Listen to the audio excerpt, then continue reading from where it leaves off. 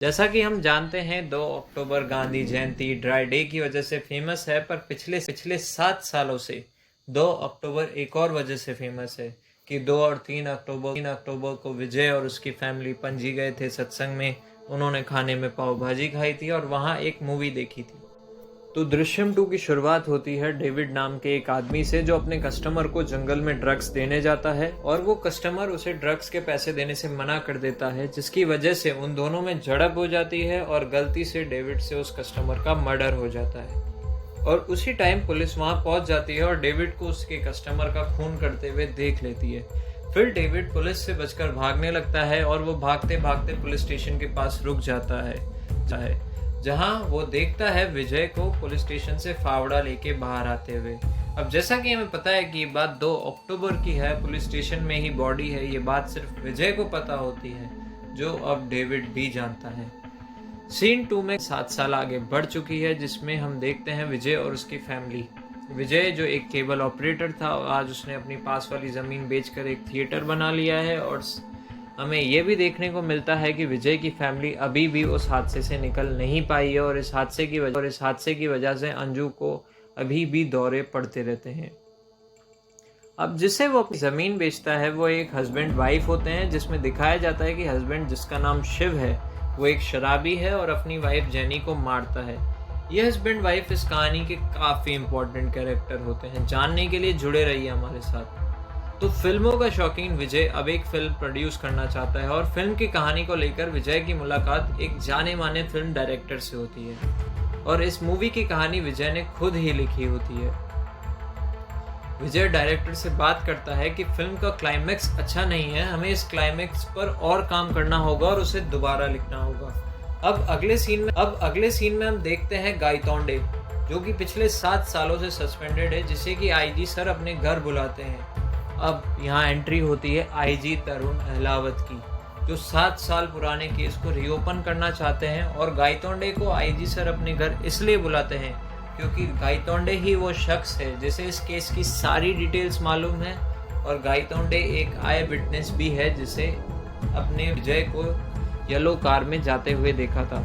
इसी सीन में हमें देखने को मिलता है जेनी और शिव, जो विजय के पड़ोसी होते हैं। वो असल में आईजी के थ्रू अपॉइंट किए हुए अंडरकवर पुलिस ऑफिसर्स होते हैं, जिन्हें ही विजय और उसकी फैमिली पर नज़र रखने के लिए रखा जाता है। साथ ही हमें ये भी पता चलता है कि शिव और जेनी ने विजय के घर में काफ़ी जगह माइक्रोफोन्स भी लगा दिए हैं ताकि समीर देशमुख की बॉडी का कोई क्लू मिल सके। अब यही एंट्री होती है मीरा देशमुख की, जो 7 साल बाद लंदन से वापस आ चुकी है, जिसे कि पता है कि ये सब काम विजय ने किया है, पर कोई सबूत ना होने के कारण वो कुछ नहीं कर पाती।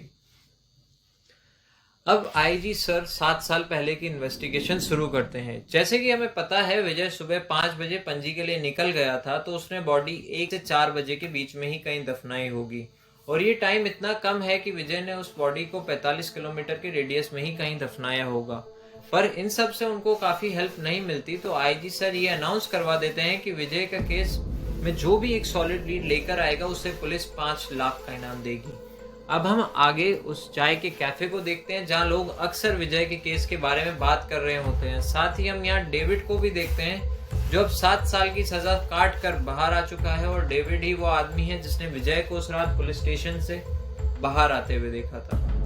अब अगले ही सीन में हम देखते हैं आईजी सर को विजय के गार्डन में, जो बाद में विजय के घर में भी घुस जाते हैं, जिधर उन्हें विजय तो नहीं मिलते पर उनकी फैमिली मिलती है, जो कि आईजी सर को देखकर काफ़ी घबरा जाती है। और विजय की फैमिली अक्सर पुलिस वालों को देखकर घबरा जाती है और ये डर आईजी सर ने उनके चेहरों पर साफ नोटिस कर लिया था।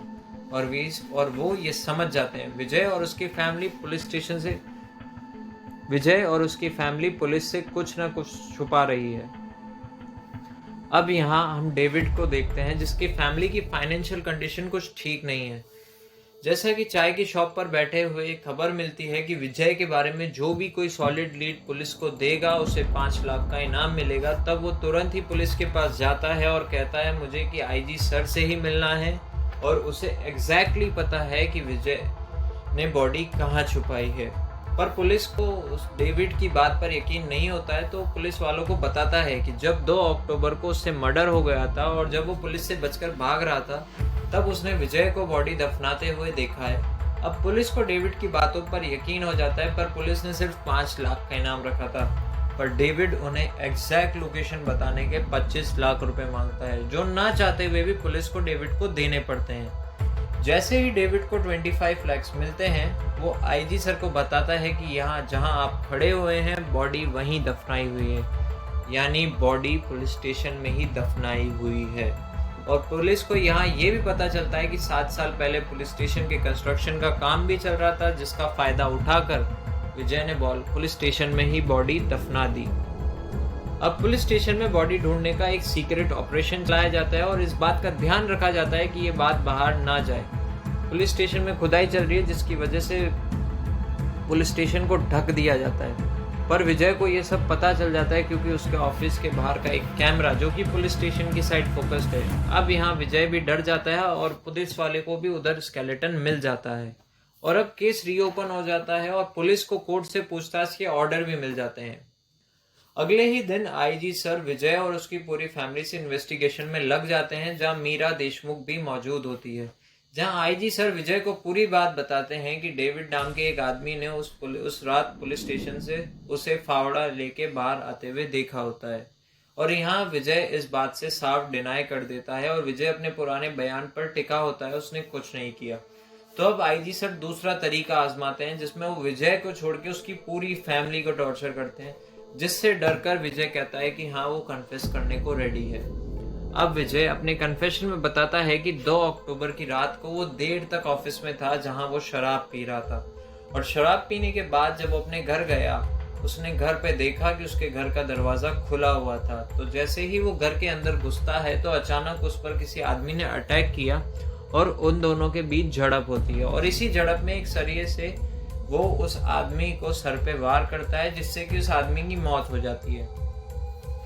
जिसमें वो बताता है जब उस आदमी की मौत हो गई होती है तो उसने मौका देखकर उस आदमी की बॉडी को चुपचाप ही पुलिस स्टेशन में दफना दिया होता है, जिसके बारे में उसकी फैमिली को कुछ भी नहीं पता और कन्फेशन के बाद वो सारा इल्जाम अपने सर ले लेता है ताकि उसकी फैमिली को आगे कोई तकलीफ ना हो।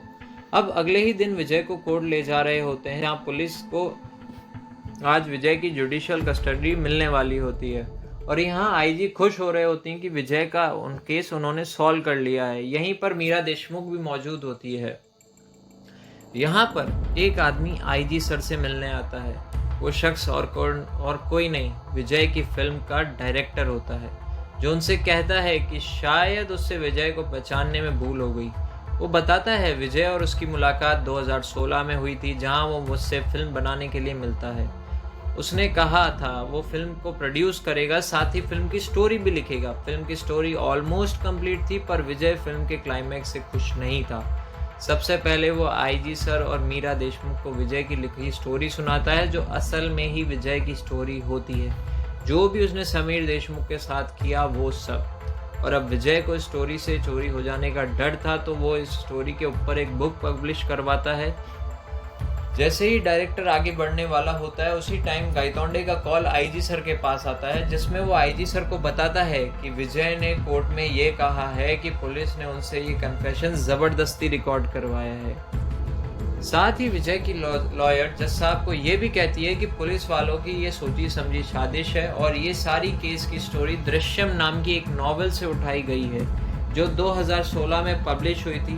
अब यह वही नॉवल है जो विजय ने पब्लिश करवाई होती है, जिसका कॉपीराइट मूवी डायरेक्टर के नाम होता है, जिससे कि विजय के खिलाफ कोई सबूत नहीं रहता। अब डायरेक्टर उन्हें क्लाइमैक्स के बारे में बताता है। विजय उस डायरेक्टर से कहता है उसे क्लाइमैक्स अच्छा नहीं लगा। विजय ने उस डायरेक्टर से कहा कि अगर असली में पुलिस को ऐसी कोई बॉडी मिल जाती है तो वो क्या करेंगे। डायरेक्टर आगे कंटिन्यू करे उससे पहले ही गायतोंडे का कॉल दोबारा आता है और वो आईजी सर को बताता है कि सारी बाजी उल्टी पलट चुकी है। जो डीएनए सैंपल उन्हें मिला वो समीर देशमुख का है ही नहीं, जिससे कि ये साबित हो जाता है कि पुलिस स्टेशन में जो बॉडी मिली वो समीर देशमुख की नहीं है। तो आईजी सर अब डायरेक्टर से पूछते हैं कि मूवी का क्लाइमैक्स आखिर है क्या। विजय जानता था कि पुलिस को कभी ना कभी बॉडी मिल ही जाएगी, तो वो उसका इंतजाम पहले से ही करके रखता है। वो समीर की साइज की बॉडी ढूंढता है जिसकी मौत सर पर चोट लगने की वजह से हुई हो। तो इसी दौरान विजय की मुलाकात एक आदमी से हुई होती है जो चर्च के पास में लोगों को दफनाने का काम करता है। विजय उस आदमी से अपनी जान पहचान बढ़ाता है, वो उस आदमी को पैसे से मदद करता है और जब जैसे ही बॉडी का पता लगता है, विजय उस आदमी से मालूम करता है कि एक बॉडी को स्केलेटन बनने में कितना टाइम लगता है। और जैसे ही वो बॉडी समीर की सेम साइज़ की होती है और जिसकी मौत सौर पर चोट लगने की वजह से होती है, विजय वो बॉडी उस आदमी से ले लेता है। और विजय ने उस आदमी की इतनी मदद की होती है तो वो आदमी भी विजय को मना नहीं कर पाता। तो डायरेक्टर विजय को बताता है कि अगर पुलिस को अगर ऐसी कोई बॉडी मिलती है तो सबसे पहले वो उस बॉडी को फॉरेंसिक लैब ले जाएंगे, जहां वो उस बॉडी की जांच करेंगे, जैसे कि बॉडी की उम्र कितनी है, उसकी मौत कैसे हुई, उसका डीएनए टेस्ट। और ये सब काम दिन के टाइम पर होते हैं। तो विजय ने उस फॉरेंसिक लैब के वॉचमैन से दोस्ती करता है, दिन भर उनकी दोस्ती गहरी होती जाती है और बातों बातों में वॉचमैन उसे बताता है उसे एक्टर बनना है। तो विजय उसे कहता है कि वो अपनी मूवी में उसे हीरो का रोल देगा। विजय इन सब से अपनी दोस्ती बढ़ाता है ताकि वक्त आने पर वो उनसे अपना काम निकाल सके।